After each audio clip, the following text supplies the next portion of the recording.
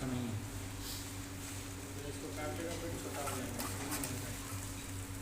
Complete होएगा फिर आवाज़ आने लगा नीचे से।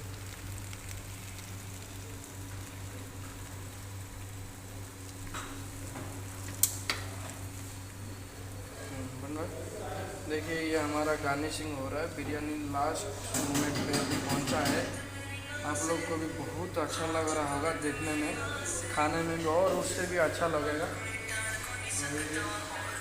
ये अभी गार्निशिंग गाजर का हो रहा है, गाजर है, प्याज फ्राई, गाजर डालना है बाकी है, टमाटर डालना बाकी है, और क्या नींबू।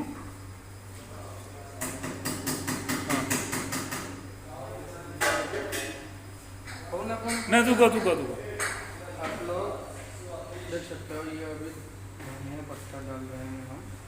ये सब थोड़ा सा देखने के लिए खूबसूरत रहेगा, इसी वजह से हमारे पास बहुत छोटा डिशेज है, इसीलिए ये गार्निशिंग करने के लिए थोड़ा दिक्कत आ रहा है।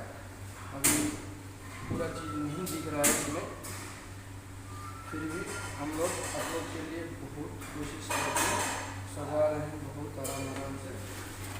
बिरयानी का नाम होगा तिरंगा बिरयानी।